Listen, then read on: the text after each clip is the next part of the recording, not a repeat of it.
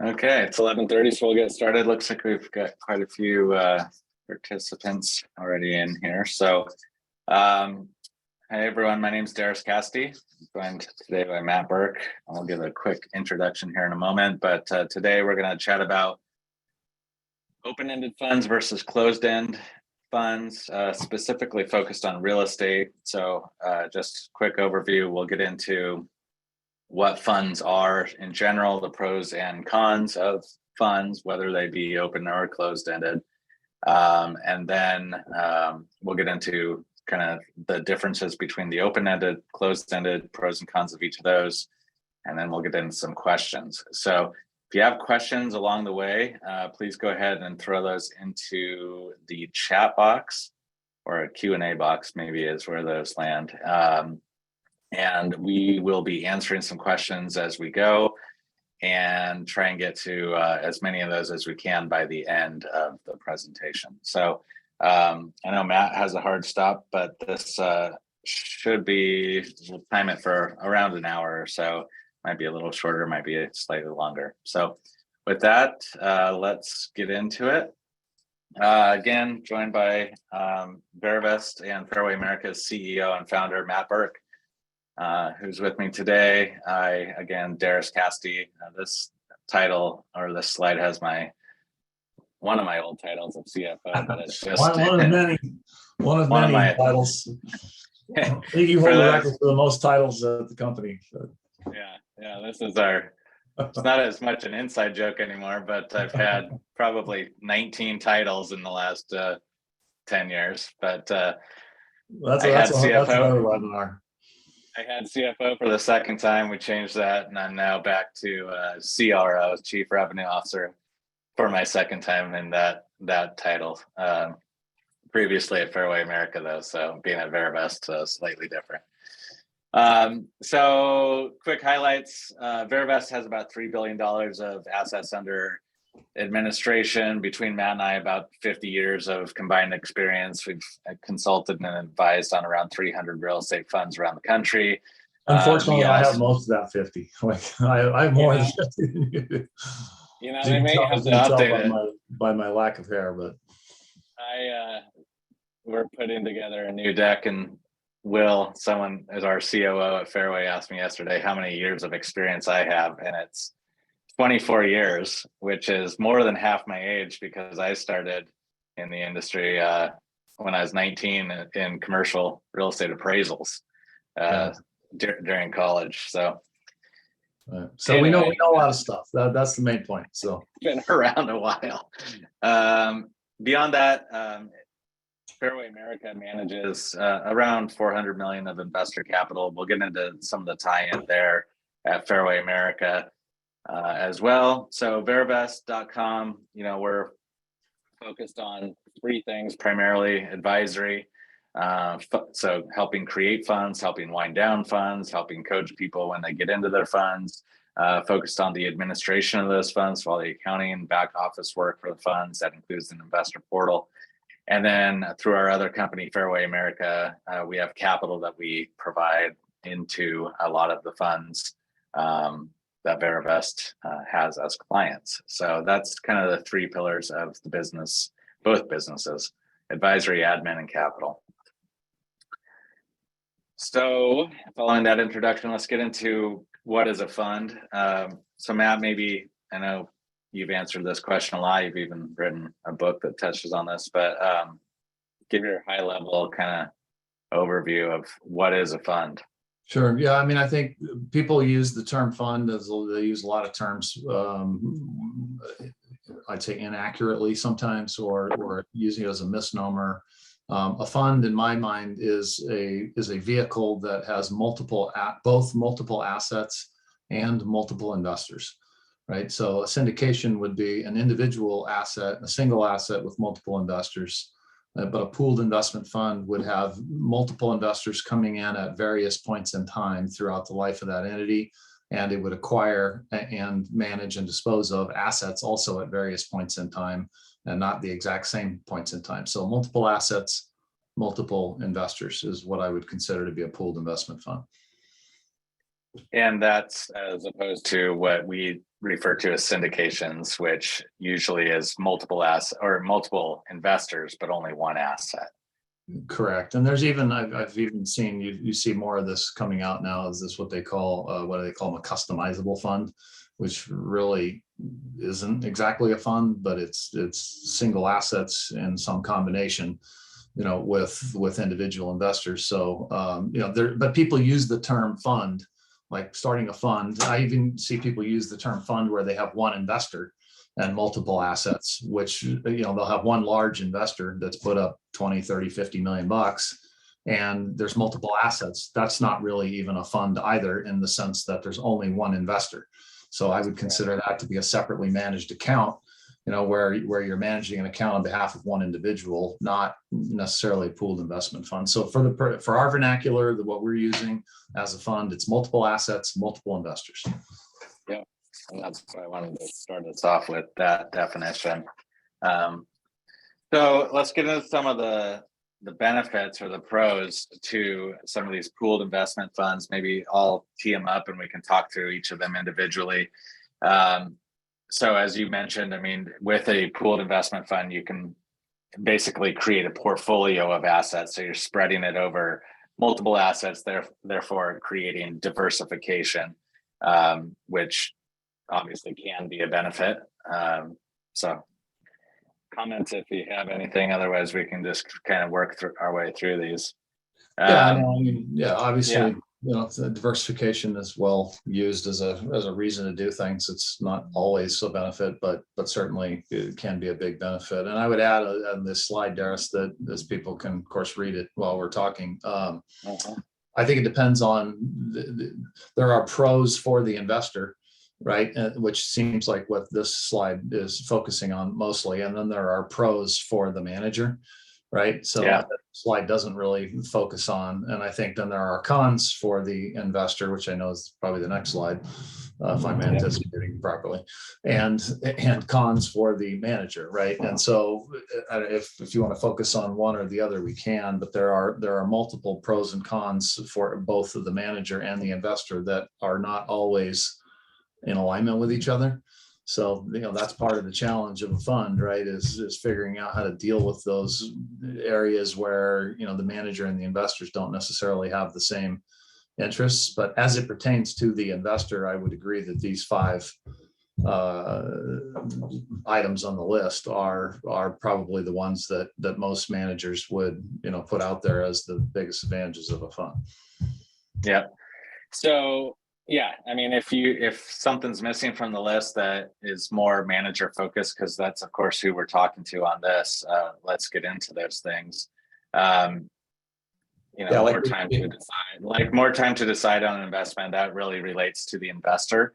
That can be a negative to managers, right? That's exactly what I mean, right? Because the manager, you're trying to sell the investor, and they're in a syndication, you've got the time pressure and time constraint, right? That they got to move, right? Or it's filling up, and that happened a lot during the go-go days in the late teens and early 20s here, right? Is like that's what, like, a lot of crowdfunding sites used to use that as like, hey, you better get in now, and if you don't, then you're out, right? And people just jumped because they had to. Well, I'm reading articles lately, and of course our own experiences, that's not happening right now, right? People are taking their time, they're spending more time looking at it, etc. Well, in a fund, there is no hard and fast date by which somebody generally has to make a decision until you get to the end of the raise period, if there is a raise period, right? So it's a plus and a minus depending on the perspective that you're looking at it from. Yeah, absolutely. And we got one quick question, what is pooled in this context of funds? Basically by pooled, we mean numerous. So numerous assets, numerous investors, not just one in those senses. But yeah, you're absolutely right on the more time to decide it is. And we have a capital raise kit that's part of our advisory practice. And it's a big part of what I wrote in there is the difference between raising capital for a fund versus for a syndication. And I mean, the primary thing is there's 2 things, time and being able to point to, in a syndication, you can point to the metrics of one individual deal, Whereas in a fund, it takes more trust for that investor to invest in a manager when they're not sure what the future assets are going to look like in the overall portfolio once it's built out. Yeah, which that's what people would argue is the benefit of a customizable fund, right? Is that people can pick and choose individual assets and create basically their own fund, right? Which I think for certain managers, particularly allocators, who are capital providers and not necessarily sponsors, right? That might make some sense. For sponsors, I think pooled investment funds, 506 Reg B funds make a lot more sense, assuming you can raise capital for them, because it gives you, and this is not on there as a pro either, but assuming you can raise the money, it gives the fund manager the benefit of knowing they have the capital there to be able to close in a timely manner, which theoretically and oftentimes reality gives them greater negotiating power with property owners, right, and with brokers, because they know that the capital is available to do the deal compared to somebody else who has to go out and syndicate it and raise it, after they tie the property up. Yeah. It also, the other thing is that it provides that recurring management fees, which you can do that through syndications, but in that case, you're kind of doing it more one at a time. And, that's just more challenging than doing it in a pooled investment fund to kind of build those management fees up over time. Seems to be easier in a fund format. Yeah, and like in the last one here, some liquidity in an open-ended fund, for example, I know we'll get into that too, is like, there's redemption mechanisms there that afford the investor, at least in theory, the ability to, get their money out before the fund's life has finished, right? But that also, from a manager perspective, can be a negative in the sense that, right, if people want to redeem and you have deal opportunities or you don't have the cash, then, it's a problem for the manager to honor that redemption, which they're not going to be legally obligated to do if the documents are written, properly, at least in a 506 Reg B fund. And again, I'm not a lawyer, so I'm not giving you legal advice, which I'm always compelled to say. But the point is, the pros and cons can be a pro or a con depending on which perspective you're coming from. Yeah. So let's jump over to some of the cons then. I mean, as you said, people can read through these, but I mean, let's maybe pick a few to talk through and then add anything else that's missing from the list here. As you mentioned, I mean, you just spoke about the liquidity feature of some open-ended funds with redemption mechanisms, but obviously then closed funds, you don't have those redemption mechanisms, but that's not too different than a syndication. So that doesn't really add to the negativity unless you're comparing the open versus closed, which is of course the topic of the webinar that we'll get into here in a little bit. And part of the trade-off in the fund, right, is that the benefit of diversity is you have, if one asset, stinks it up, it's generally, you got others that performed well, then, it offsets the poor one generally, if people are more good than bad, which most managers are, right, in most markets. On conversely, if you have a fund and you've got 5, 6, 8, 10 assets in there, and you don't get paid off until all of those assets have sold. So if the manager does well, it might take 6 or 7 out of those 10 to get to the point where you got your capital back and you got your return, and then the rest is gravy. But it can take longer for a fund to get to the finish line and return the capital for a investor. And it also can take longer for the manager to realize that they're promote in a closed-ended vehicle, right? Because they're typically, these assets are crossed, the performance is crossed, so that if there is one that hits a home run early, the manager doesn't really benefit until they've paid the capital back.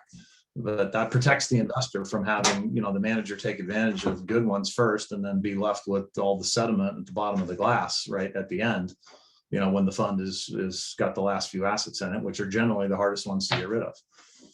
Yeah, and that's actually one of the things I find is a lot of people don't fully appreciate or understand it during our initial advisory calls, or as we're talking to people whether or not a fund makes sense for them, is that concept of how long a fund can take since the first several assets are going to be used as returning capital to those investors, and you as a manager are not getting the profit splits the way you may have if each of those individual deals were syndicated.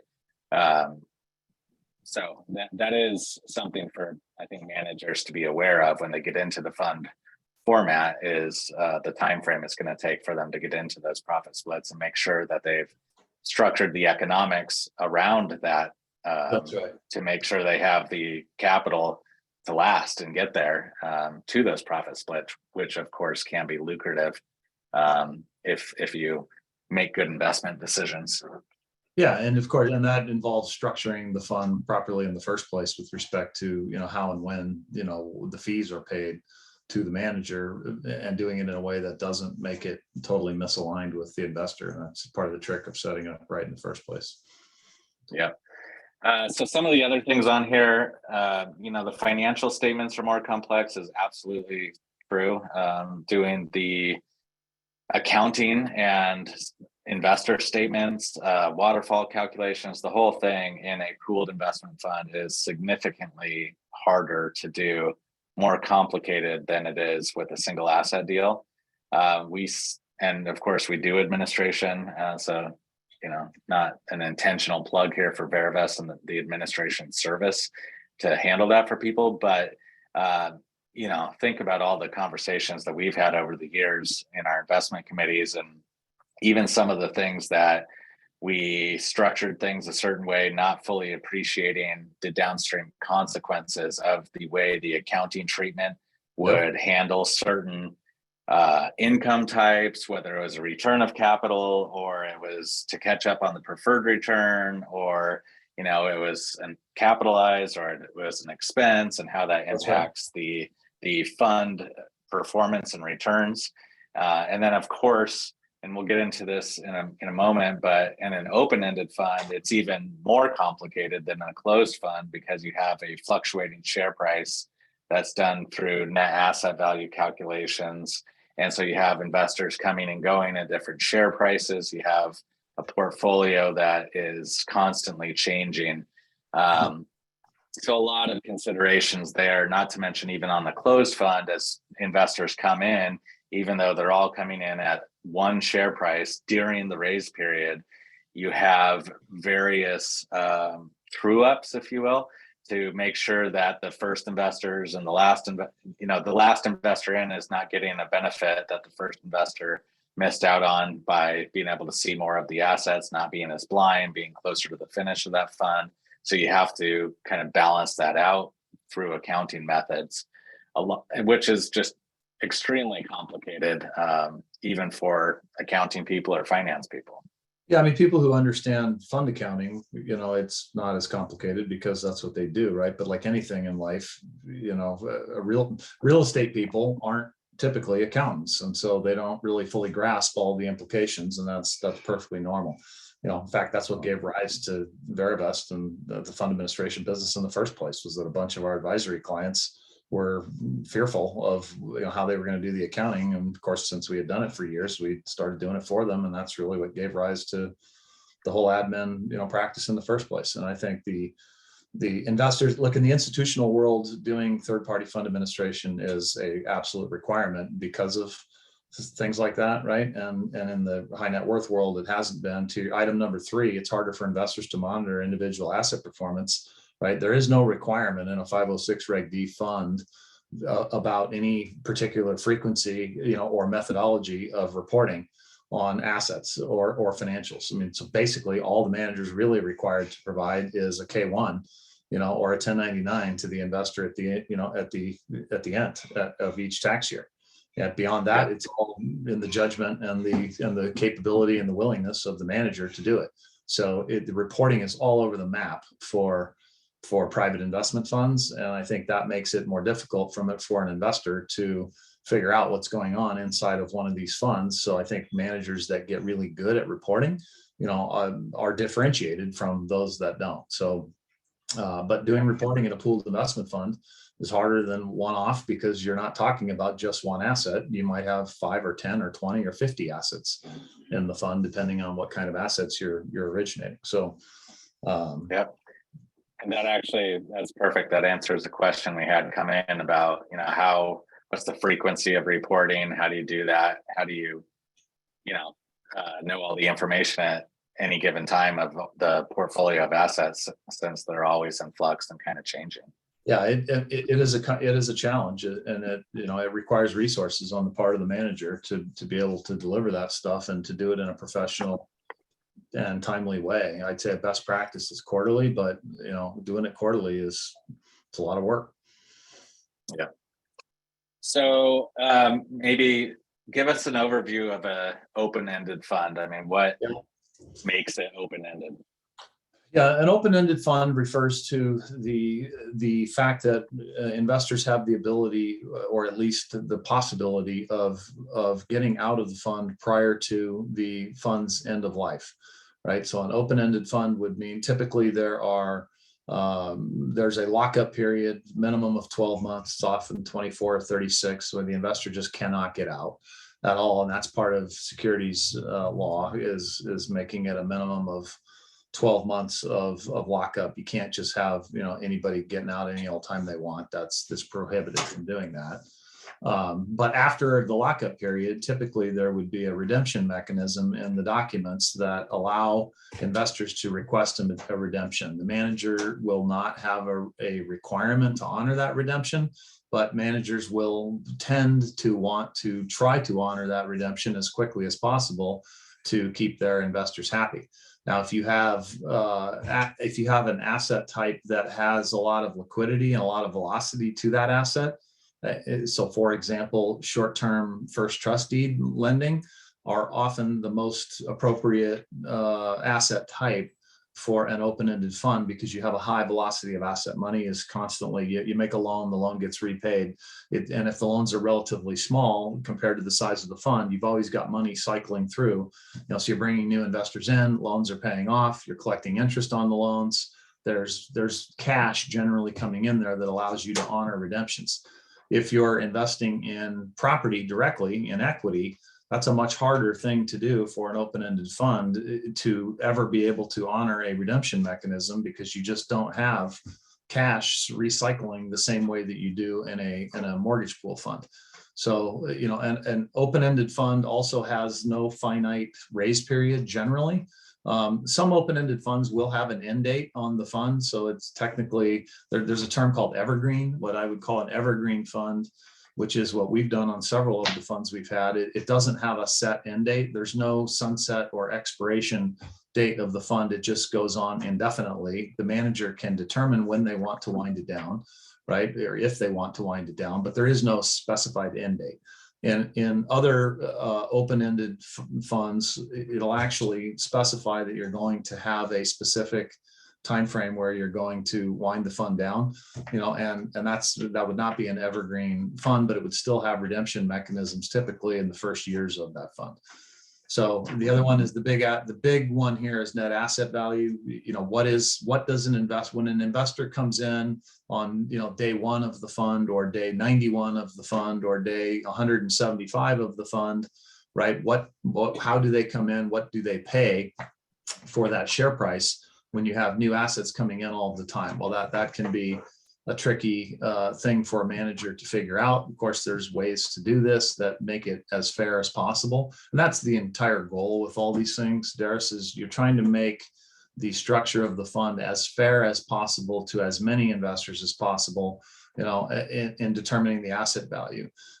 That's another reason why mortgage pool funds tend to be more conducive to open-ended fund structures, because the asset value is easier to determine on a debt instrument than it is when you own equity in a piece of property that has different things happening to it at different points in time, right, over the life of that assets. Finally, in your last bullet point there is, managers in a lot of open-ended funds, managers can set it up in a way where they can share in some of the profit split or promote along the way, especially if it's a cash flow oriented fund, which again, back to the mortgage pool, those tend to be cash flow oriented funds, right? Because you're collecting interest. They're not as attractive from a tax standpoint because you don't have depreciation or capital gains. like you do in a fund where you're investing in real property, right? But you do have more predictable, reliable cash flow generally, if assuming your loans are performing, which is more conducive to being able to share in the promote, to an easier net asset value, and to being able to honor redemption requests. Mhm. Yeah.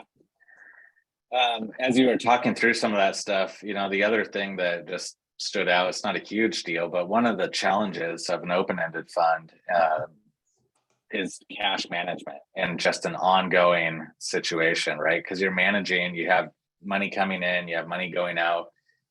You want to try and honor redemptions when you can, but as an example, if you have an open-ended fund and you have an asset that sells and all of a sudden you're sitting on a lot of cash, that cash is going to, and it's earning zero, you're going to water down the yield to your investors, but you don't necessarily want to pay out the cash that you'll then have to raise again when you have a new deal. So timing of your deals, if you are doing real property, can be challenging, and even loans, I suppose. But point being that you need to have a good amount of deal flow and velocity for an open-ended fund. And that's why a lot of times those loan funds work out better, not to mention the most important one, which is valuing the portfolio, is a lot easier in a loan fund than it is in a real estate equity fund.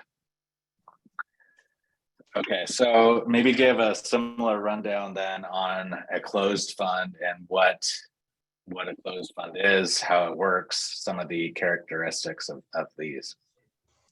Yeah, so I would say a closed-ended fund is much more conducive to direct ownership of real estate as opposed to real estate loans, where you're buying property, whatever it is, multifamily, retail, office, storage, any type of direct acquisition of real property. Typically, you'll see a closed-ended fund structure that will have a finite defined raise period. So generally 12 to 18 months is the period of time where the manager is raising capital or accepting capital commitments for the fund. Then you have a finite investment period, and that generally will be 36 to maybe 48 months. And that's the time period, and those overlap, by the way. So once you hit a certain minimum threshold of capital commitments, the manager will tend to then can start making investments. And when you make that first investment, it kicks off the investment period. Then you have 36 to 48 months time frame to make your investments. After which now you're managing the investments, you're harvesting them, you're doing the value add or whatever your strategy is. And then at some point you dispose of those assets. And typically the manager would put in there a finite period of time, usually say 5 to 7 years, that they expect the life of the fund to exist. They'll most often give themselves a year or maybe 2 1-year extensions, at which point the manager is essentially obligated to try to dispose of the assets in the fund, which can be an issue if the timing is not good in the market to have to sell those assets, right? That's a kind of a downside of a closed-ended fund. But so the bottom line, closed-ended fund, you're accepting capital commitments for during a raise period, you have an investment period, and then you wind it down.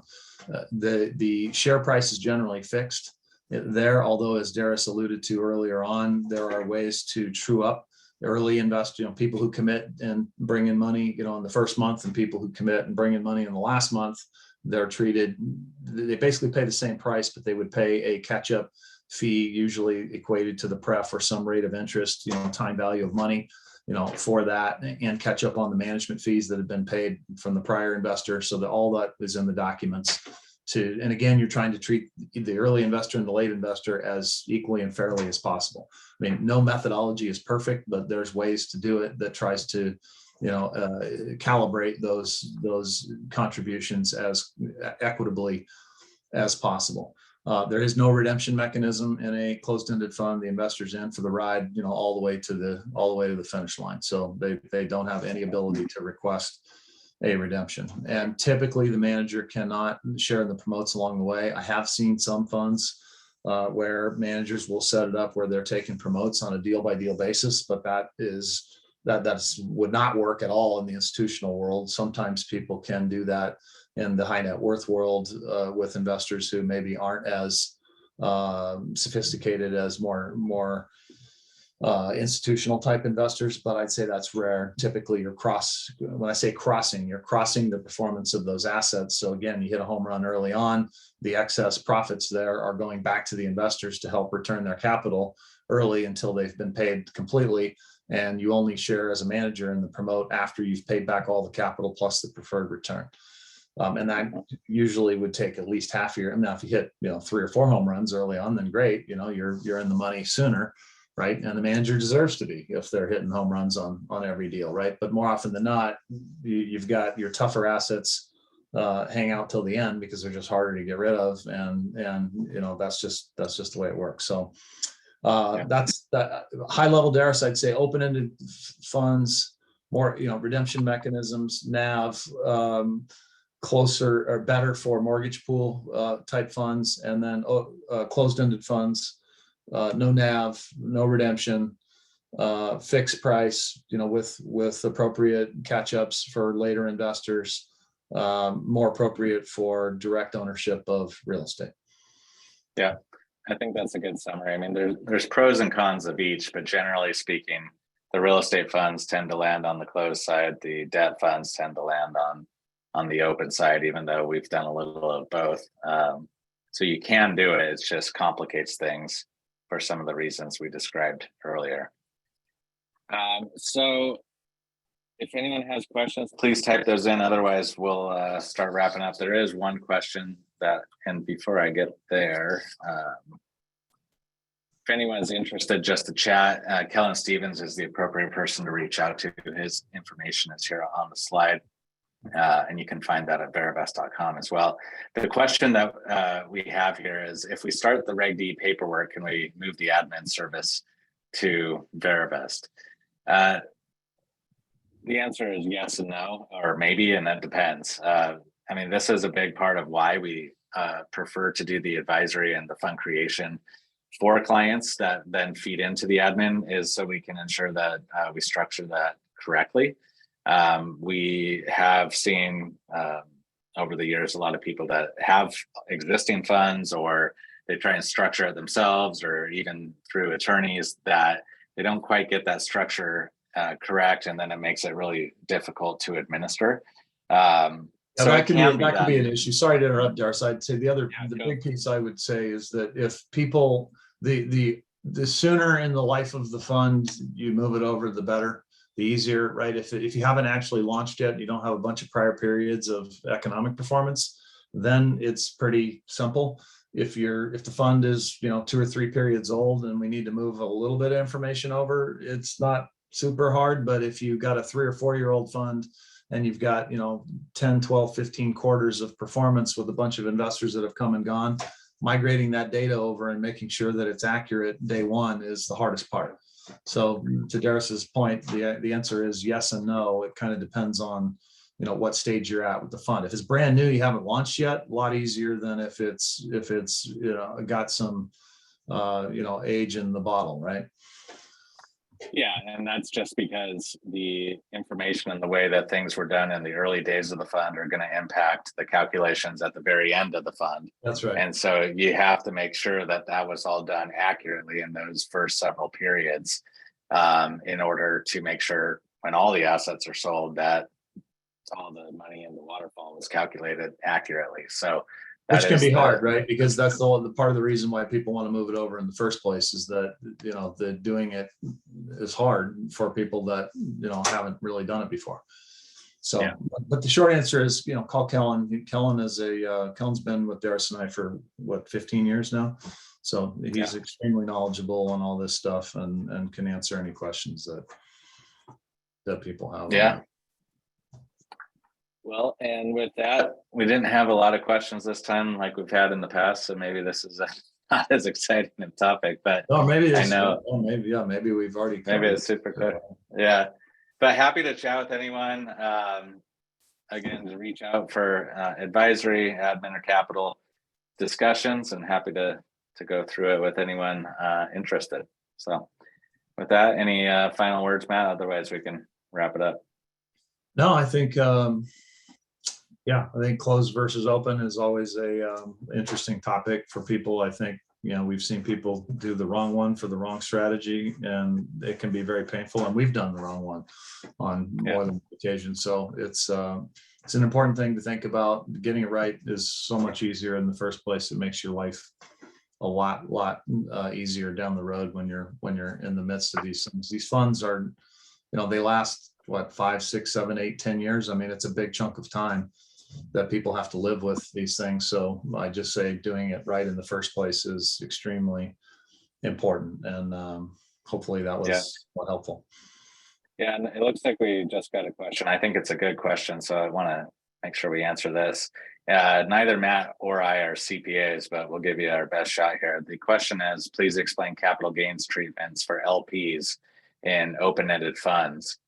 I mean, the quick version of it is that you can consider all of the income, all of the depreciation, all of the everything else that comes off the portfolio is allocated pro rata to the investors of that fund. So if you sell, say you had 10 assets and you sell one and you create capital gains, each of the investors will get their pro rata portion of those capital gains, along with depreciation recapture, ordinary income. So it's all pooled together and pro rata distributed for the K1s.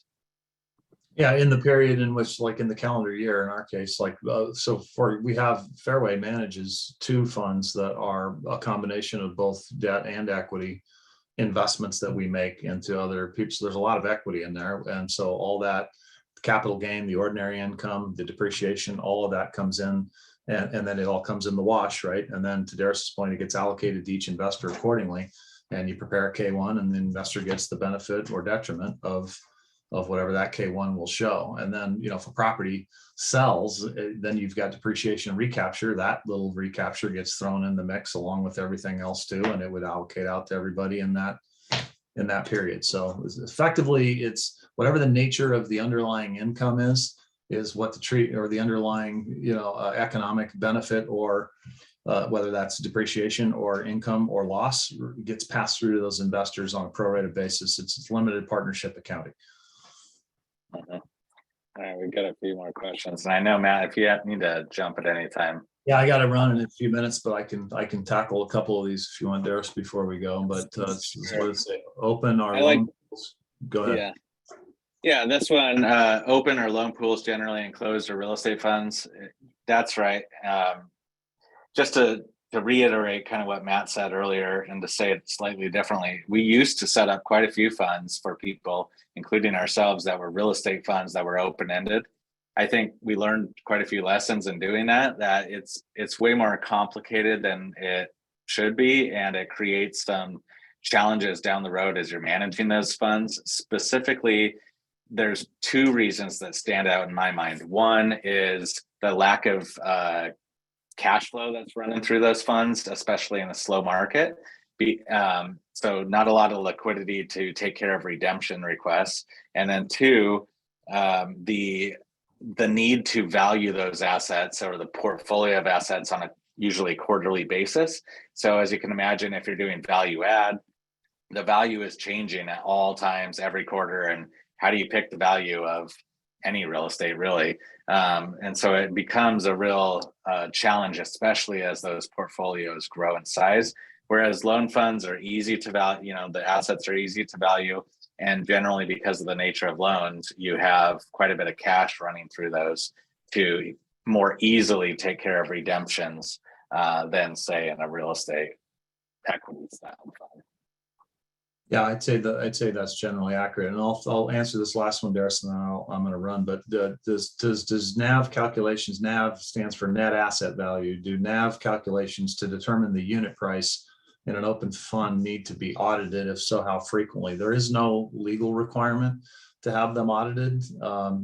That's really a choice that the manager can make, needs to be disclosed appropriately in all of your offering documents. We do have at Fairway, all of our funds are audited on an annual basis.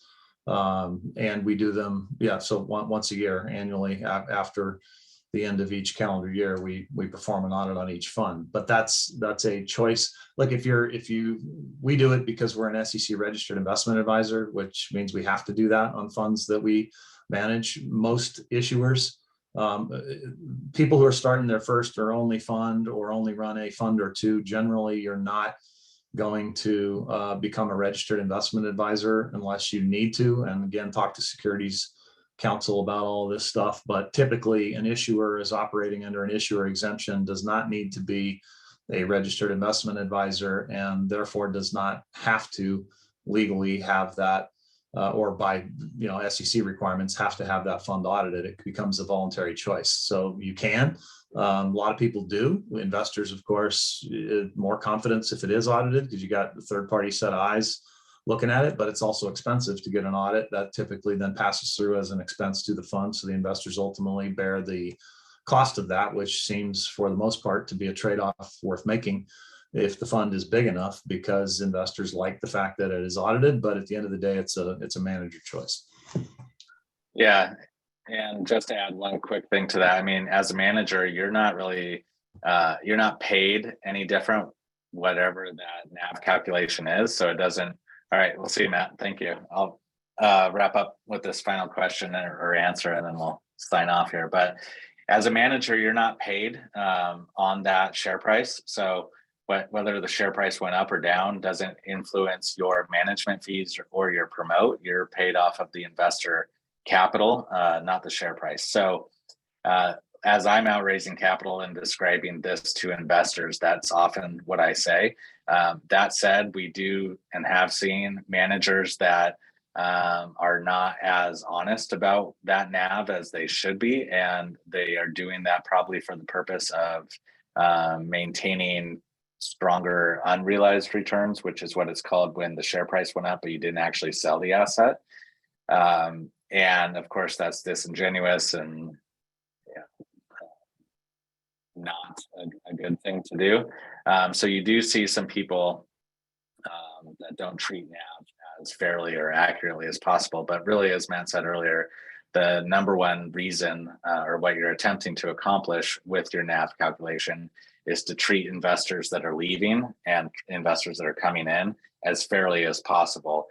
So you're not benefiting one group over the other.